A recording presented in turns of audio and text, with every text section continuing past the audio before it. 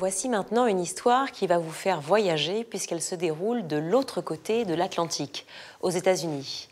Cette histoire, c'est celle d'une femme, Dolores. Son parcours a passionné les médias américains.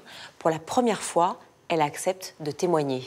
Elle va vous raconter comment sa famille a été anéantie par la révélation d'un terrible secret.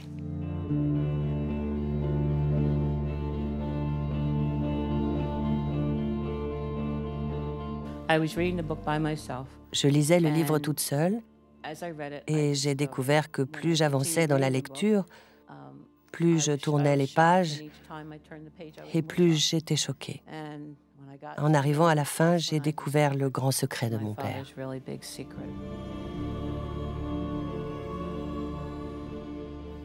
Pour moi, ça a été terrible d'apprendre ça, parce que c'est la pire chose que l'on peut faire. Excusez-moi. Tout commence au milieu des années 50 en Pennsylvanie, dans la banlieue de Philadelphie.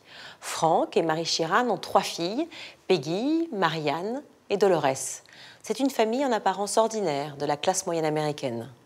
Après avoir combattu pendant la Seconde Guerre mondiale, Frank Sheeran, d'origine irlandaise, est devenu routier, une profession qui l'oblige à de longues absences.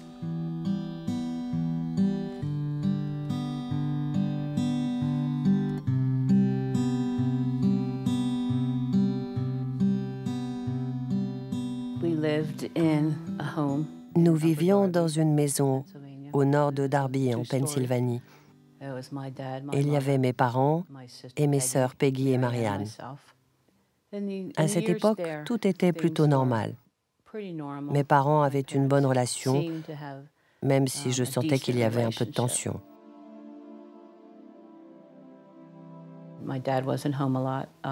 Mon père était rarement là.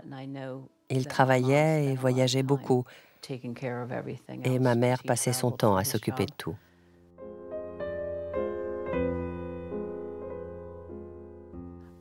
Mon père n'était jamais à la maison le soir ou pendant la semaine. Le seul moment où je le voyais, c'était le dimanche soir pour le dîner et le samedi. Je le voyais sortir très apprêté, mais je ne savais pas où il allait.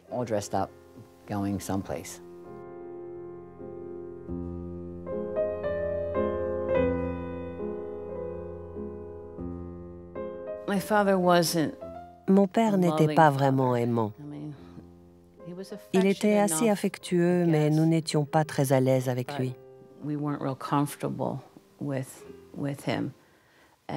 J'ai remarqué qu'à la maison, il y avait beaucoup de tensions. Ils se disputaient très souvent et mon père rentrait de moins en moins. Et ils ne partageaient plus aucun moment tous les deux. Et dans mes souvenirs, mon père ne passait plus jamais de temps avec nous. On ne le voyait qu'une fois par semaine.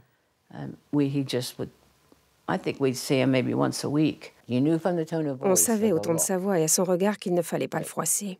Il n'a jamais posé la main sur nous. Il n'en avait pas besoin.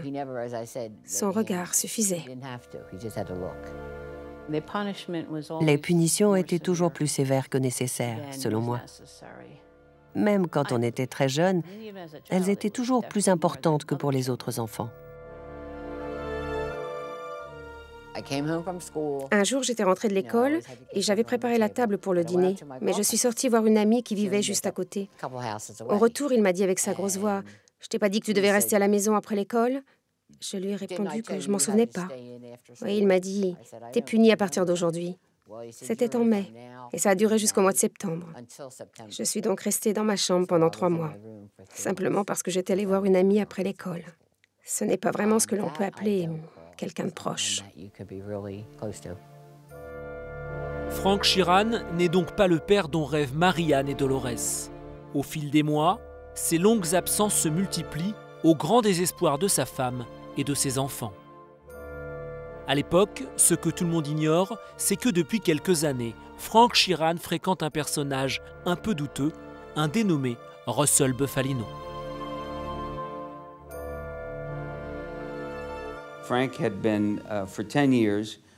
Depuis 10 ans, Frank travaillait comme conducteur de camion pour une chaîne de supermarchés qui s'appelait Food Fair. Un jour, son camion est tombé en panne, en dehors de Syracuse, au nord de l'État de New York, et un homme, un Italien plutôt chétif, lui a proposé son aide pour redémarrer son camion. Cet homme était le chef mafieux le plus puissant des États-Unis. J'ai nommé Russell Bufalino, qui s'avérait aussi être un expert en mécanique. Russell a réussi à redémarrer le véhicule, puis il a fixé Frank Sheeran. Frank était un homme très imposant. Il avait la tête la plus large qu'on peut imaginer sur un corps d'être humain. Russell Bufalino l'a regardé et s'est dit qu'un gars avec un tel physique pourrait forcément lui être utile dans ses activités mafieuses.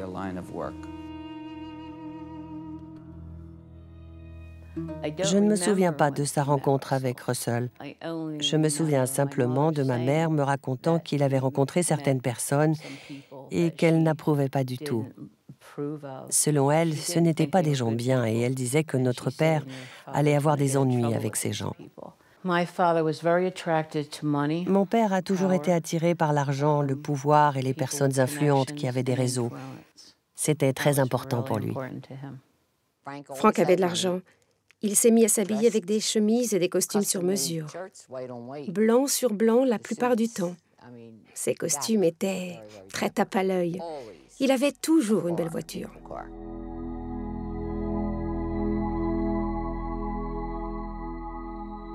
Quand on lui demandait d'où venait l'argent pour acheter ses voitures, il était toujours très évasif et ne répondait jamais directement. On lui faisait des compliments, mais on ne lui demandait pas comment il pouvait se permettre ses achats.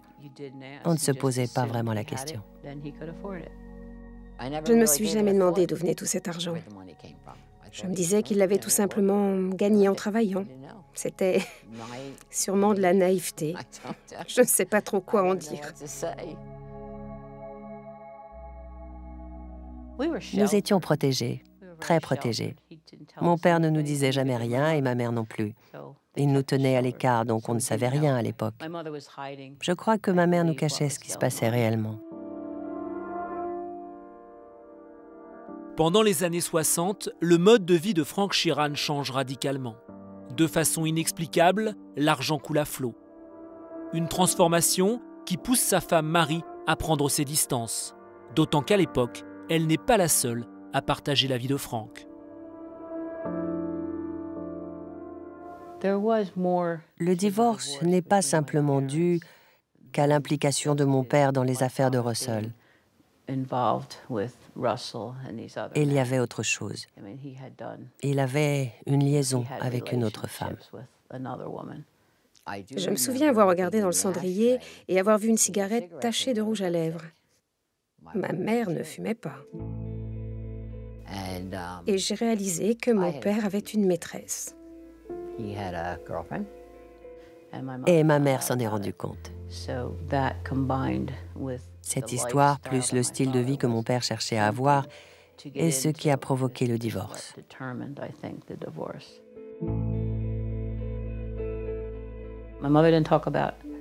Ma mère ne parlait jamais de ses sentiments. Elle ne parlait pas de grand-chose.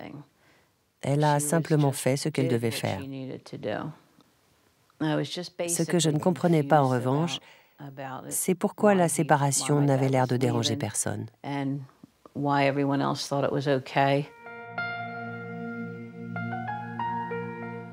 Mes grandes sœurs ne voulaient pas voir notre père.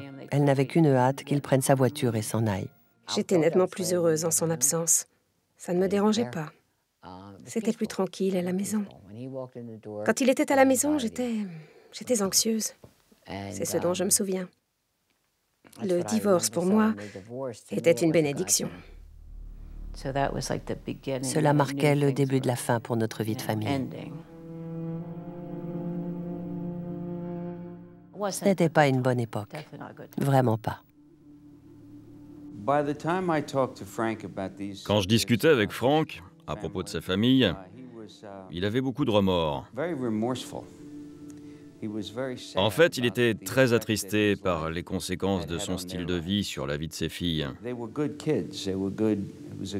Elles étaient très bien élevées et Mary avait réussi à construire une famille équilibrée. Frank était conscient du fait que ses filles avaient souffert psychologiquement à cause de lui et de son mode de vie. Malgré le divorce de ses parents, Dolores reste proche de son père. En 1970, elle rencontre son futur mari, Mike, et l'épouse 8 ans plus tard. Le souvenir de cette cérémonie est gravé à jamais dans sa mémoire. Ce jour-là, elle rencontre pour la première fois Russell Bufalino. Mike et moi, nous nous sommes mariés le 6 janvier 1978. C'était un très beau mariage et il faisait beau. Mon père était très nerveux car il voulait que tout soit parfait. Pour lui, la réception devait être impressionnante. Quand nous sommes arrivés à la réception, c'était noir de monde. Puis, pour je ne sais quelle raison, les serveurs ont commencé à rajouter des tables, ce qui posait problème car apparemment, il n'y en avait pas assez. J'ai demandé à mon père, qui paraissait très angoissé, pourquoi il n'y avait pas assez de tables alors que tout avait été planifié. Il m'a répondu que Russell venait en compagnie de quelques personnes. En effet, Russell est arrivé, mais accompagné d'une douzaine de personnes en plus. Ça m'a marqué, car il s'agissait de Russell, et que je n'avais jamais vu mon père si stressé à propos de quelqu'un. En général, mon père ne portait aucune attention à ce que les autres pensaient. Et avec Russell, c'était complètement différent. C'était la première fois et ça m'a ouvert les yeux. C'était la seule personne au monde qui comptait pour mon père. Quand je lui ai demandé ce que Russell faisait dans la vie, il m'a répondu qu'il était bijoutier. Le rôle de Russell Bufalino dans la mafia n'était absolument pas médiatisé. Russell faisait très attention au fait de ne pas apparaître dans les médias. Et je comprends parfaitement pourquoi les Américains ne savaient pas ce qu'il faisait et qui il était. Je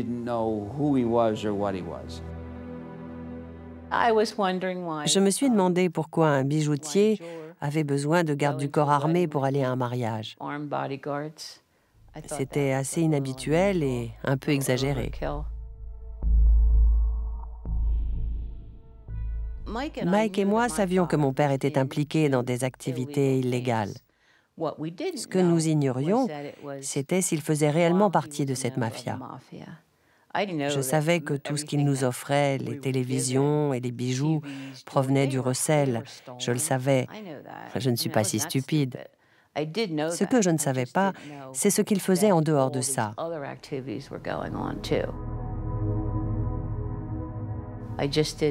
Je ne pensais pas qu'il faisait partie de la mafia. Pour moi, il était juste un escroc et un voleur. Vous savez, la mafia a des règles très strictes sur le fait de parler de ses activités. Il y a cette expression italienne, omerta, qui signifie le silence. Il faut que les choses soient gardées sous silence. Frank Sheeran ne pouvait en aucun cas parler de son business. En plus de ça, il voulait protéger sa famille et les tenir à l'écart de ses affaires. Il a toujours menti pour nous protéger, c'est évident. Il nous en disait le moins possible. Et je pense que s'il évitait de mentionner certaines choses, c'est que nous n'étions pas censés les savoir.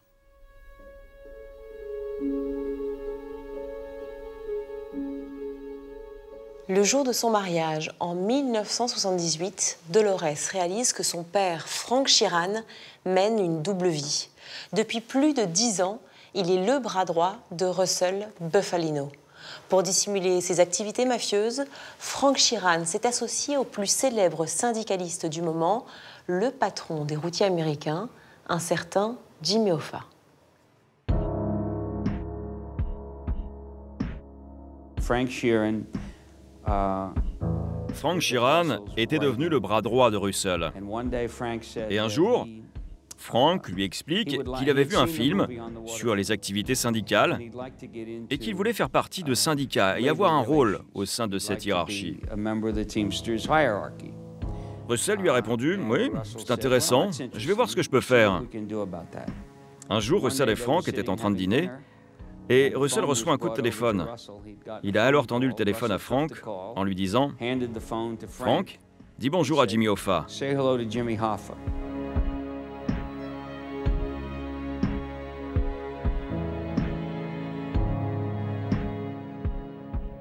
Le lendemain, il était à Détroit et il travaillait pour Jimmy Hoffa.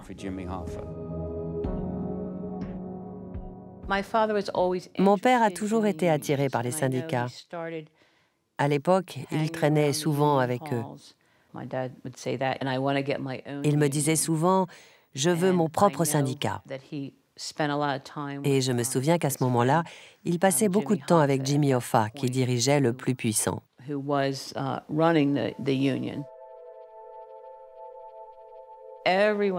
Tout le monde le connaissait. C'était un homme très dynamique et très charismatique.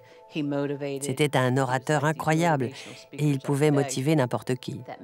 Le genre de personne qui vous donne envie de vous lever et de changer de vie en moins d'une semaine.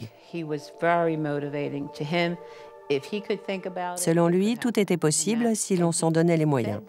Il a véhiculé cette pensée à tous les travailleurs et il l'adorait pour ça. Tout le monde aux États-Unis le connaissait, c'était une célébrité.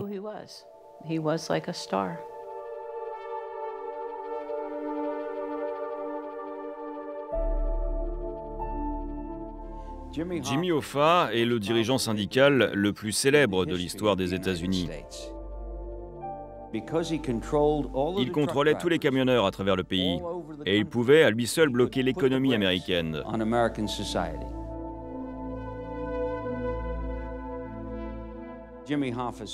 Jimmy Hoffa a très vite réalisé que Frank Sheeran était un homme charmant, avec beaucoup d'esprit.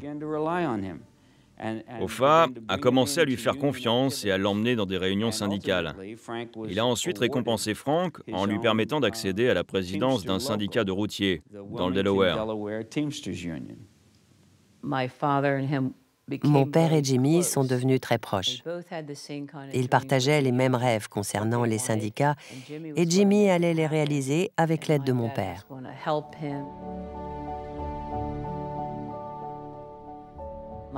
Mon père et lui s'entendaient vraiment bien. Ils étaient sur la même longueur d'onde et c'est là que leur amitié a commencé. Et elle a duré jusqu'à la fin de leur vie. Du moins, celle de Jimmy. Mais l'ascension de Jimmy Hoffa a été trop rapide. En 1964, il est rattrapé par la justice américaine. Cette année-là, lors d'un procès médiatisé, les autorités réussissent à prouver que le syndicat des routiers américains blanchit de l'argent pour le compte de la mafia. Jimmy Hoffa est condamné à 15 ans de prison. 7 ans plus tard, en 1971, il est gracié par le président Nixon contre la promesse de cesser ses activités syndicales. Mais Hoffa ne respecte pas sa parole. Dans la nuit du 30 juillet 1975, il disparaît mystérieusement. This is NBC Nightly News, Tuesday, August 5th, with John Chancellor. L'investigation est concentrée sur la banlieue de Bloomfield, Michigan, la ville où Jimmy Hoffa a disparu mercredi après-midi. Plus de 48 heures plus tard, il n'y a toujours aucune nouvelle sur ce qui a pu arriver à Hoffa. La police s'interroge. Un haut responsable du syndicat des routiers craint le pire, que Jimmy Hoffa ait été assassiné.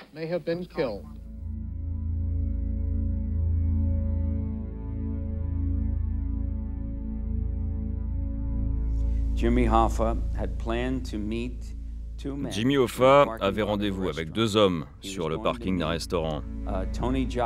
Il devait rencontrer Tony Giacalone, le chef de la mafia de Détroit, et Tony Provenzano, le directeur mafieux d'un syndicat du New Jersey. Frank Sheeran devait l'accompagner à ce rendez-vous en tant que garde du corps. Quand Hoffa est arrivé sur le parking, il s'attendait à voir Sheeran, mais il n'est jamais venu. Il a ensuite attendu Giacalone et Provenzano, mais eux non plus ne sont jamais venus. C'est la dernière fois qu'on l'a vu vivant.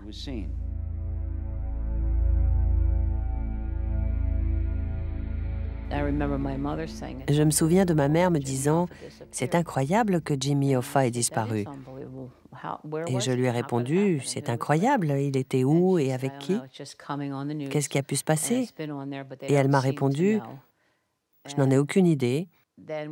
Ils viennent d'en parler aux informations, mais apparemment, ils ne savent pas non plus. »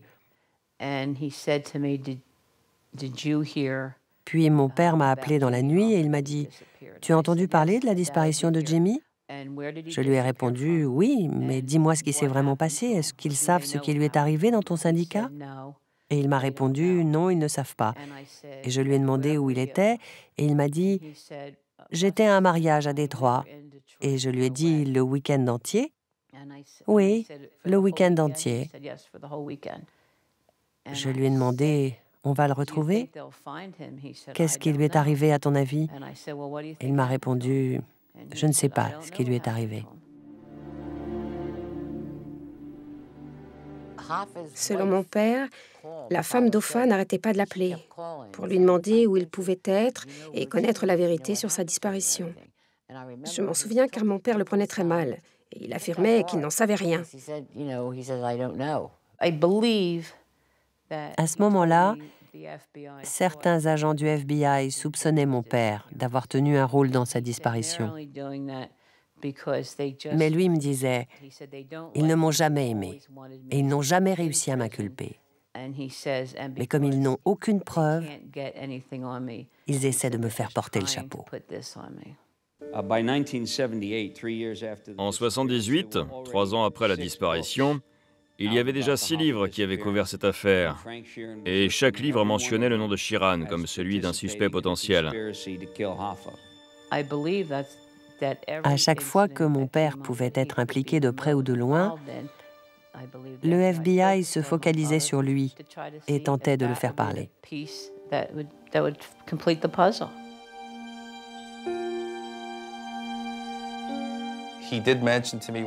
Je me souviens d'une nuit où je dormais chez lui. Il m'a dit que le gouvernement le suspectait d'avoir tué Jimmy Hoffa.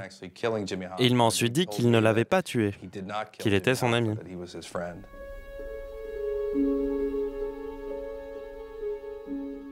Que s'est-il passé à Détroit le 30 juillet 1975, jour de la disparition de Jimmy Hoffa? Frank Sheeran a-t-il un lien avec cette affaire? Pour Dolores, il est inconcevable que son père soit impliqué dans la disparition de son meilleur ami. D'autant plus que Frank semble très affecté.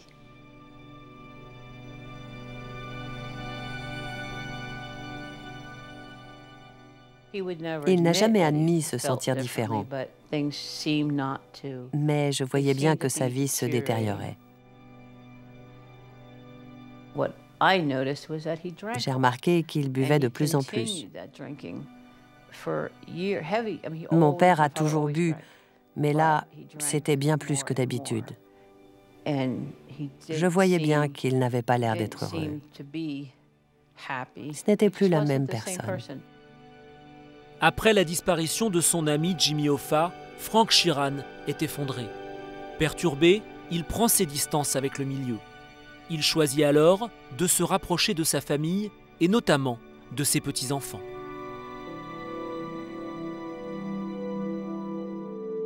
Mon grand-père était génial. Il m'impressionnait.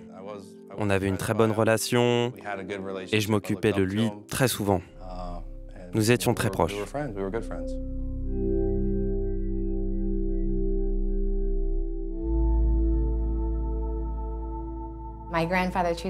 Mon grand-père m'a toujours bien traité. Il m'emmenait partout. Il m'a emmené dans plusieurs restaurants à Philadelphie, où les clients avaient l'air de mafieux, ce qui devait être certainement d'ailleurs. Mais bon, ça m'a jamais marqué. Je passais toujours un bon moment, et puis après j'entrais chez moi.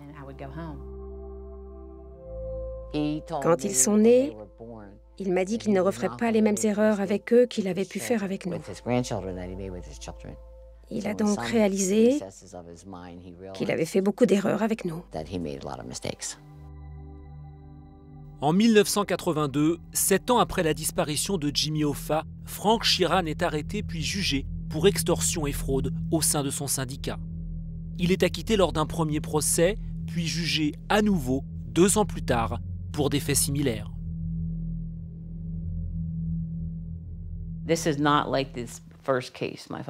Mon père m'a dit qu'il ne risquait rien à ce procès, que ce n'était qu'une formalité, qu'il devait simplement s'y rendre et qu'il serait acquitté. Il a pourtant été condamné à 18 ans de prison, alors qu'il devait sortir libre. C'était les montagnes russes pour moi. Au départ, je me disais, OK, il ne risque rien et il sera tranquille jusqu'à la fin de sa vie. Et ensuite, il part en prison pendant 18 ans. C'était invraisemblable pour moi. Et je ne pouvais pas le croire. Je lui ai dit, je croyais que tu ne risquais rien avec ce procès, qu'il n'était pas important. Et il m'a répondu, c'est ce que je pensais aussi, mais c'est comme ça.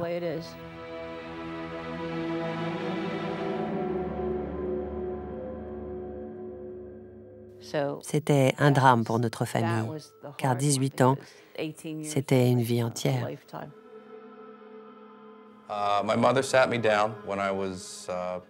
Quand j'avais 8 ou 9 ans, mes parents m'ont expliqué qu'il était parti à l'école, car j'étais trop jeune pour comprendre ce qu'était la prison.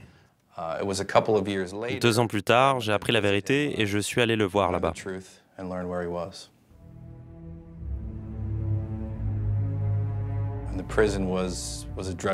C'était un endroit sinistre, au fin fond du Minnesota. Il faisait 0 degré. Mais j'ai pu revoir mon grand-père et ça en valait la peine. Nous nous sommes assis pendant 2 heures, mais il ne m'a jamais expliqué pourquoi il était en prison.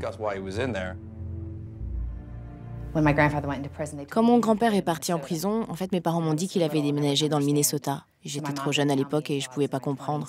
J'ai appris la vérité quelques années plus tard, à 20 ans à peu près, et oui, j'étais très choquée. Je ne savais pas quoi penser. En 1991, à 71 ans, Frank Sheeran sort finalement de prison.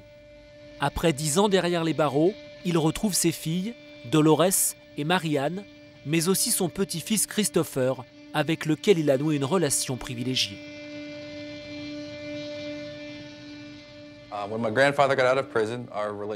Quand mon grand-père est sorti de prison, nous avions d'excellents rapports.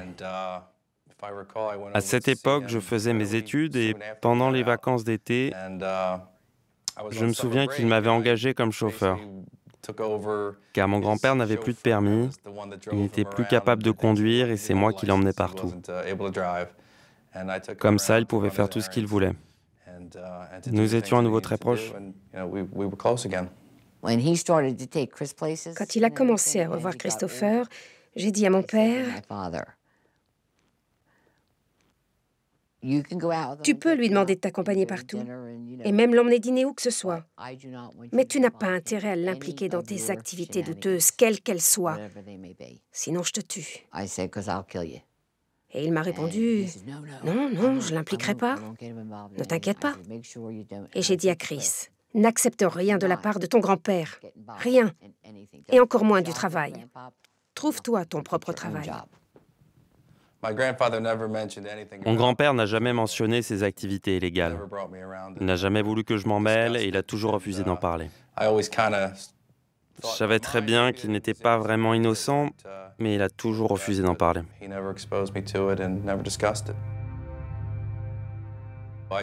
Je me souviens tout de même avoir rencontré quelques personnes de son entourage et il me disait « Je veux juste que tu les rencontres, comme ça si tu as des problèmes et que je ne suis pas là, ils pourront t'aider. » En 1999, Frank Sheeran est au crépuscule de sa vie. Enfin rangé de ses activités illégales, il ressent le besoin de se confesser. Écrasé par le secret qu'il porte, il demande à son ami et ex-avocat Charles Brandt de l'aider à rédiger sa biographie. Il voulait que j'écrive ses mémoires. Et il m'a raconté 80% de ce qui était arrivé à Jimmy Hoffa. Il a cité tous les noms des personnes impliquées. 2 jours plus tard, je suis revenu avec un début de manuscrit.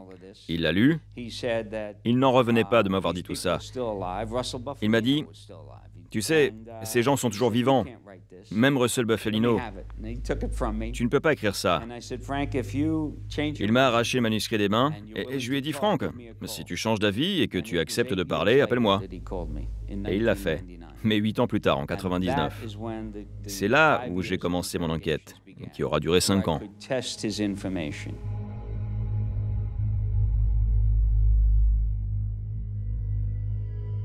Je n'avais aucune idée de ce qu'il y avait dans le livre. Il m'a juste dit qu'un de ses amis écrivait un livre sur sa vie. J'ai dit génial. Je ne me doutais absolument de rien.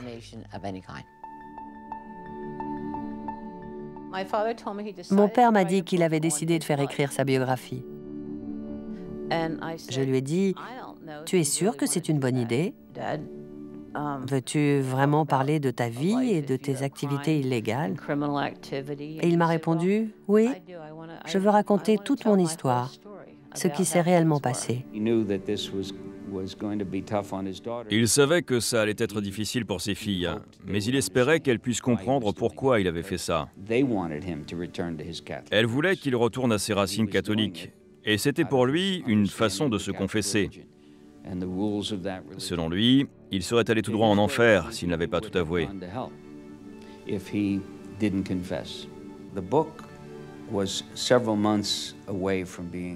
7 mois avant la publication du livre, il a commencé à s'angoisser, à se sentir mal. Alors, il est venu me voir pour me dire qu'il était inquiet. Inquiet de la réaction de sa famille, de ses filles, de ses petits-enfants à la lecture du livre.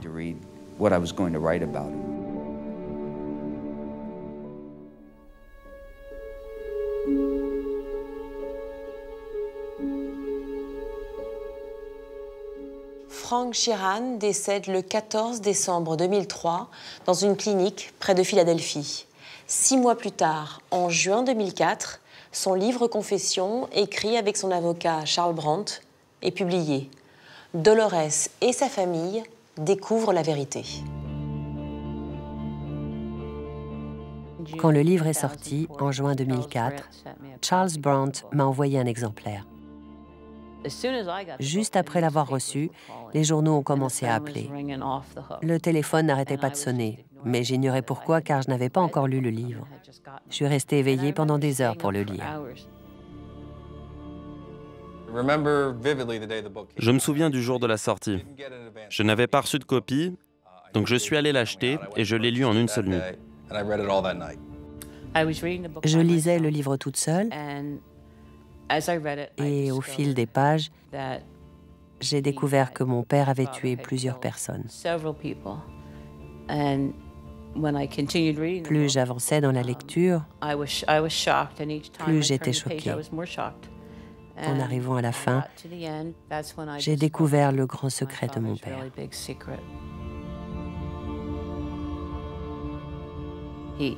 C'est lui qui a tué Jimmy Hoffa. Et pour moi, c'était l'œuvre d'un monstre. Pour moi, ça a été terrible d'apprendre ça. Car qu'y a-t-il de pire que de tuer son meilleur ami? C'est la pire chose que l'on peut faire.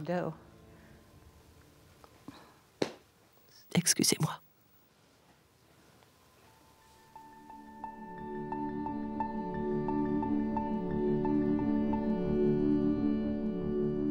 Frank Sheeran travaillait pour la mafia. L'Irlandais, comme on le surnommait, était un tueur à gages, un assassin professionnel qui aurait tué plus de 25 personnes, dont son meilleur ami, Jimmy Hoffa.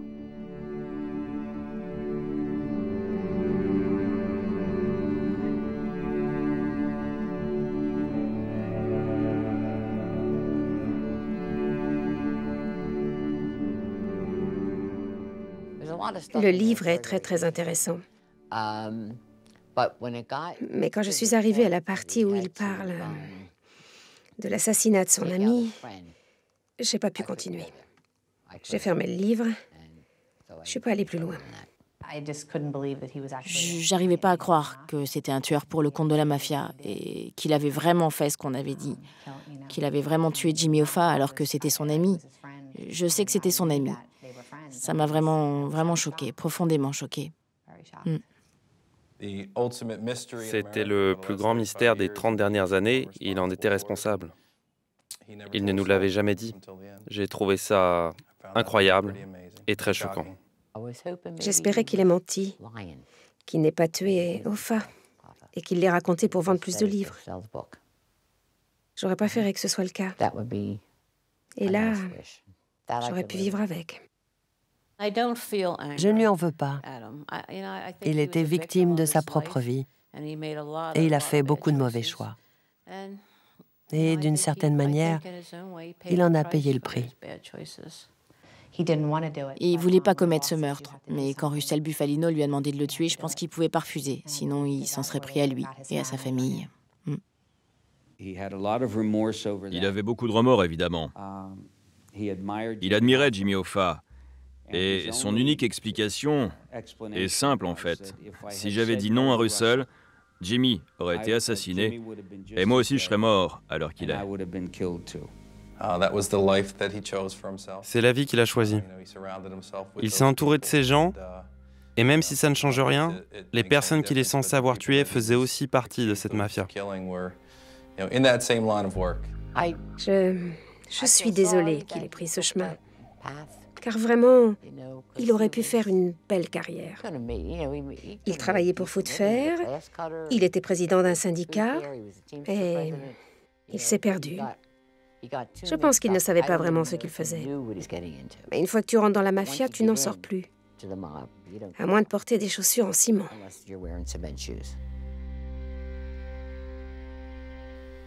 Vous savez, c'était lui. C'était son côté sombre. Quelque chose de lui que je ne connaissais pas. Un aspect de sa personnalité que j'ai découvert dans les pages du livre. Ses activités étaient comme une seconde nature pour lui. Et la relation qu'il avait avec ses enfants et petits-enfants était tellement séparée de cette vie qu'il n'a pas dû trop souffrir de ses mensonges. Il avait deux vies à la fois, une avec nous et une deuxième avec la mafia.